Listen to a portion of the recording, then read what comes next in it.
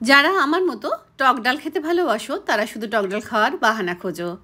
গরম ভাতের সাথে টক ডাল খেতে কিন্তু দারুণ লাগে, সাথে লাগবে একটা ভাজা। কাঁচা আম চলে যাওয়ার পর প্রকৃতি আবার তার ভান্ডার নিয়ে হাজির। আমরা চলে এসছে।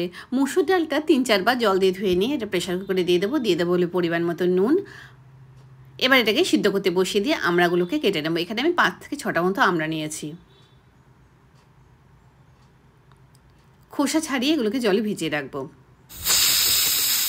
ডাল সিদ্ধ হয়ে গেছে, এবার ডাল খুঁটি দিয়ে ডালটাকে খুব ভালো করে ঘুটে নেব। এখানে আমি দিয়ে দেবো হলো পরিমাণ মতো জল। কড়াইতে সর্ষের তেল গরম করে নিয়ে তার মধ্যে শুকনো লঙ্কা আর কালো জিরে ফোড়নে দেবো। তারপর আমড়াগুলো দিয়ে দেবো হলো পরিমাণ মতো নুন আর হলুদ গুঁড়ো।